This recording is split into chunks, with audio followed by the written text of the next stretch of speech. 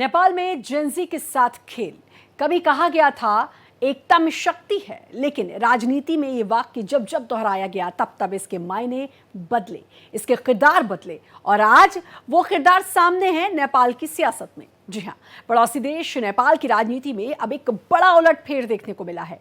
एक नहीं, दो नहीं, बल्कि 8 कम्युनिस्ट पार्टियां जिनके विचार अलग अलग, जिनकी राहें जुदा थी, वो अब एक नए झंडे के नीचे एक साथ खड़ी नजर आ रही हैं।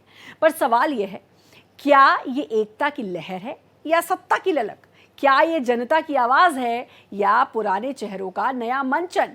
क्योंकि वक्त बदल चुका है। अब वो पीढ़ी मैदान में उतर चुकी है जो नारे नहीं नतीजे देखती है, जो विचारधारा नहीं विकास पूछती है, जो सोशल मीडिया पर सवाल करती है और राजनीति के हर खेल को बारीकी से पढ़ लेती है। तो आज के शो में हम उठाएंगे वो सारे सवाल। क्या ये कम्युनिस्ट एकता नेपाल की राजनीति को स्थिरता दे पाएंगे या फिर ये गठबंधन कुछ महीनों में बिखर जाएगा?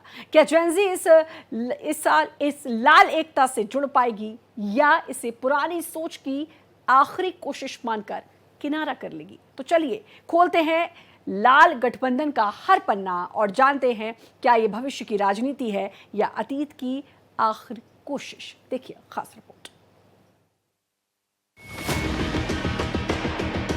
नेपाल में लाल एकता, प्रचंड की नई चाल। 8 कम्युनिस्ट पार्टियां, वोटों की नई ताकत।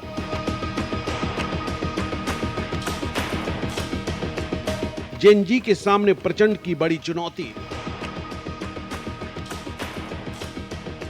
प्रचंड का रणनीतिक कदम, 8 पार्टियों का एक मंच।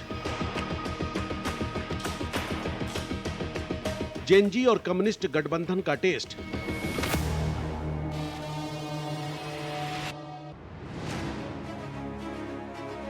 नेपाल के आगामी चुनाव में जनरेशन जेड की धार को कुंद करने के लिए कम्युनिस्ट नेता और पूर्व प्रधानमंत्री पुष्प कमल दहल प्रचंड ने बड़ा दांव खेला है। प्रचंड के नेतृत्व में नेपाल की 8 कम्युनिस्ट पार्टियों ने विलय की घोषणा की है।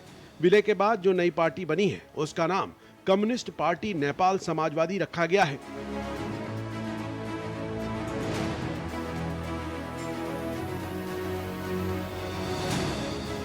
रिपोर्ट के मुताबिक प्रचंड और पूर्व प्रधानमंत्री माधव कुमार नेपाल इस पार्टी के कर्ता धर्ता होंगे। राज्य स्तर पर वोटों के बिखराव को देखते हुए प्रचंड ने यह फैसला किया है। साल 2017 के बाद यह पहली बार है जब नेपाल में कम्युनिस्ट पार्टियों का एका हुआ है।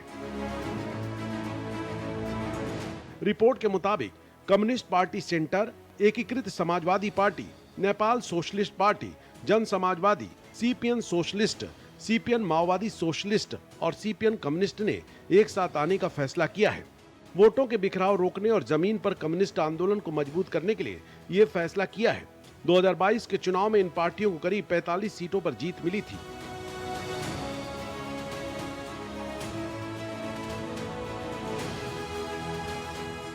लेकिन एमाले और कांग्रेस के बीच गठबंधन हो जाने की वजह से इन पार्टियों की सियासी पूंछ खत्म हो गई थी। बता दें, नेपाल में सितंबर 2025 में जनरेशन जेड ने सरकार के खिलाफ बगावत कर दी। पुलिस ने शुरुआत में जेनजी प्रदर्शनकारियों को रोकने के लिए गोलियां भी चलाई, लेकिन इसका कोई असर नहीं हुआ। प्रदर्शन के भयावह रूप को देखते हुए आखिर में प्रधानमंत्री केपी शर्मा ओली को इस्तीफा देना पड़ा।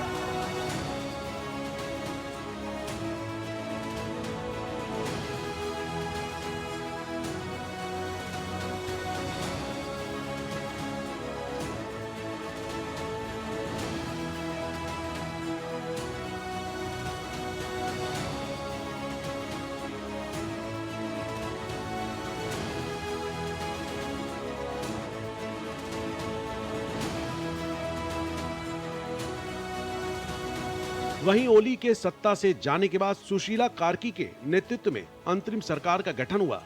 अंतरिम सरकार का काम 5 मार्च 2026 तक आम चुनाव कराना है। कम्युनिस्ट पार्टियां इसी चुनाव की तैयारी में जुट गई हैं। एक तरफ जहां 8 कम्युनिस्ट पार्टियों ने एक साथ आने का फैसला किया है, वहीं दूसरी तरफ अब तक जनरेशन जेड से जुड़े लोग ने किसी भी दल की स्थापना नहीं की है। पहले काठमांडू के मेयर बालेंद्र शाह के पार्टी बनाने की चर्चा थी, लेकिन शाह ने अब तक कोई घोषणा नहीं की है। वहीं जेनजी आंदोलन में सबसे मुखर रहे लोगों ने भी पार्टी बनाने को लेकर अब तक कोई घोषणा नहीं की है।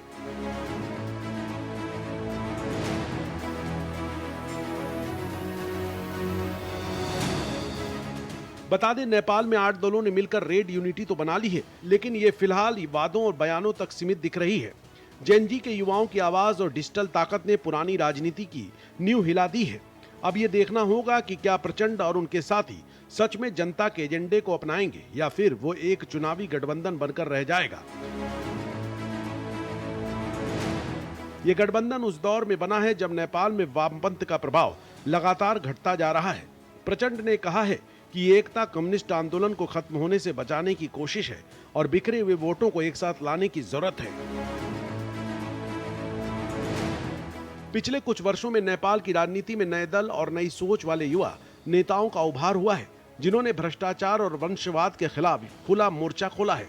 जेनजी मूवमेंट के बाद जनता की नजर में पुराने दलों की विश्वसनीयता कम हुई है और यही वजह है कि अब वामपंथी नेता एकता को नया कार्ड बना रहे हैं। वहीं एकता का ऐलान होते ही इस मोर्चे में मतभेद सामने आने लगे हैं। माओवादी सेंटर के वरिष्ठ नेता जनार्दन शर्मा, यूनिफाइड सोशलिस्ट के दिग्गज झलनाथ खनाल और महासचिव घनश्याम भूषण ने घोषणा की है कि वे इस विलय प्रक्रिया में शामिल नहीं होंगे। इन नेताओं का कहना है कि पार्टी बिना स्पष्ट विचार और जनसंपर्क रणनीति के एक हो रही है, जो सिर्फ सत्ता की राजनीति है। कुछ नेताओं ने यह भी चिंता जताई है कि यूनिफाइड सोशलिस्ट के नेता माधव कुमार नेपाल, जो फिलहाल भ्रष्टाचार के एक मामले में अदालत का सामना कर रहे हैं, उनके साथ मिलकर चलना जनता के बीच गलत संदेश भेज सकता है।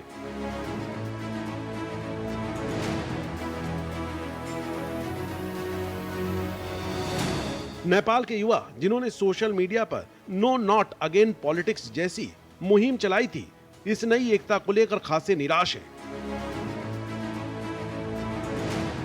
जनजीव वर्ग का मानना है कि पुरानी पार्टियों के पुराने नेता अब जनता की उम्मीदों को नहीं समझ पा रहे हैं।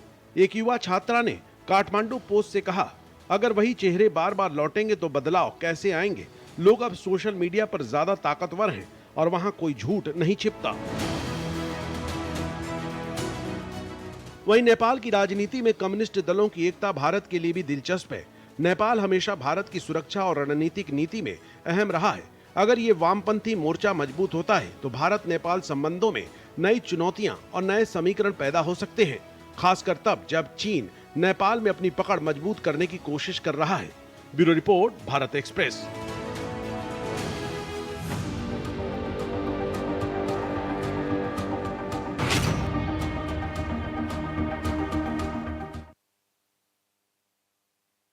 कनाडा के भी पर लग गए। जी हाँ, विदेशों में पढ़ाई का सामना हर भारतीय छात्र का अहम हिस्सा रहा है और जब बात कनाडा की होती है तो ये हमेशा टॉप डेस्टिनेशन रहा है, लेकिन अब स्थिति बदल चुकी है। वीज़ा रिजेक्शन के मामलों में कनाडा भारतीय छात्रों के लिए आगे निकल चुका है और ये बदलाव कई युवा और उनके परिवारों के लिए अब चिंता का विषय बन गया है।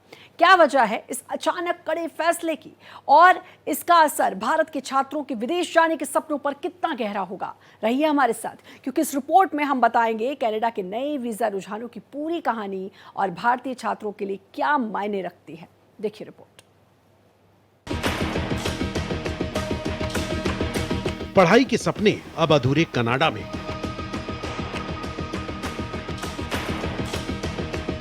वीजा रिजेक्शन ने तोड़ी उम्मीदें।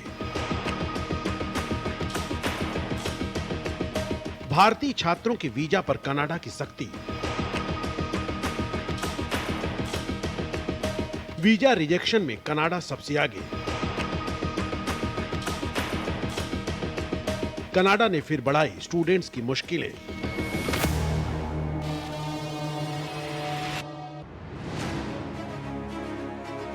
भारत के कई स्टूडेंट्स की ख्वाहिश होती है कि वो हायर स्टडीज के लिए विदेश जाएं, खासकर कनाडा तो फेवरेट चॉइसेस में से एक होता है। लेकिन अगर वीजा ही ना मिले तो ये ख्वाब अधूरा रह जाता है। राइटर्स ने कैनेडियन इमिग्रेशन डेटा पब्लिश किया है। जिसके मुताबिक भारतीय छात्रों को इस नॉर्थ अमेरिकन कंट्री का वीजा हासिल करने में हाई रिकॉर्ड वाले रिजेक्शन रेट का सामना करना पड़ रहा है।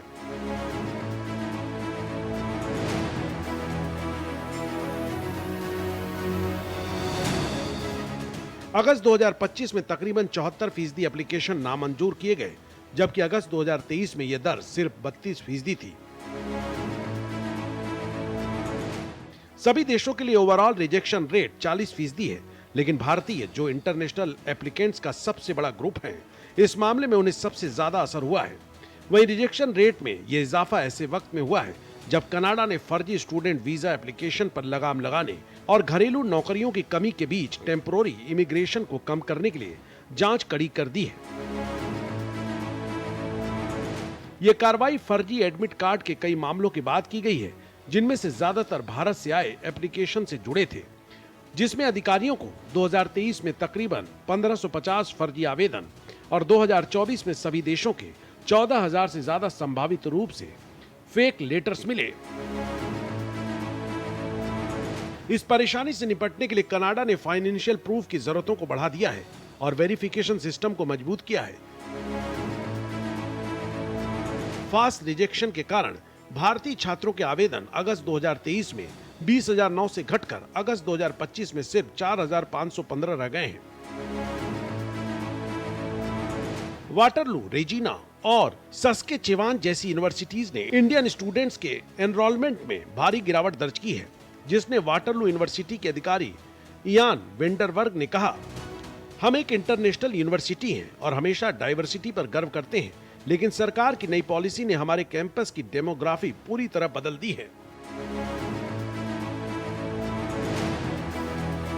बता दें, साल 2023 के राजनीतिक तनाव के बाद रिश्तों को सुधारने की कूटनीतिक कोशिशों के बावजूद जब कनाडा ने भारत पर एक सिख नेता की हत्या में शामिल होने का आरोप लगाया था, तब से वो वीजा अप्रूवल रेट बरकरार है।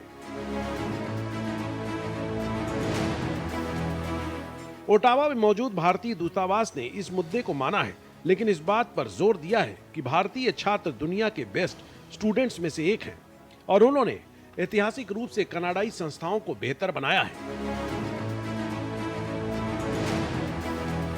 वहीं एक्सपर्ट्स का कहना है कि कनाडा सरकार अपनी इमिग्रेशन सिस्टम की अखंडता की रक्षा करना चाहती है, लेकिन स्टडी वर्क स्टे का वो रास्ता जो कभी हजारों भारतीय छात्रों को अट्रैक्ट करता था, अब धुंधला हो गया है।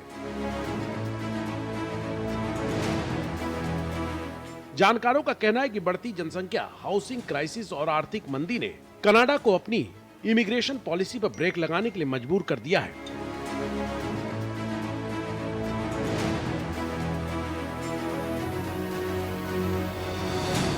वहीं भारत के छात्र और माता पिता इस बात से चिंतित हैं कि उनके लाखों रुपए के कोर्स फीस और फाइल खर्च अब बेकार जा रहे हैं।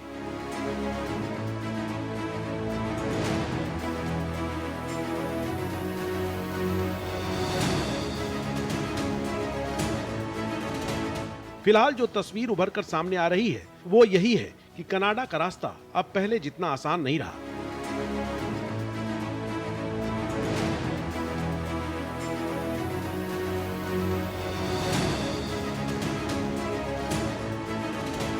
हर 4 में से 3 भारतीय छात्र रिजेक्शन की मार झेल रहे हैं और पढ़ाई का सपना अब पहले से कहीं ज्यादा चुनौतियों से भरा हो गया है। Bureau report, Bharat express.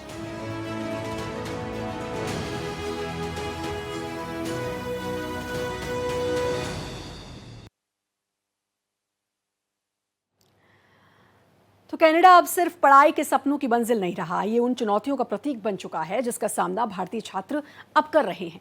Visa rejection के बढ़ते मामलों ने ये साबित कर दिया कि विदेशों में पढ़ाई का सपना अब सिर्फ इरादों और मेहनत से नहीं, बल्कि नए नियमों और चुनौतियों से भी जुड़ा है।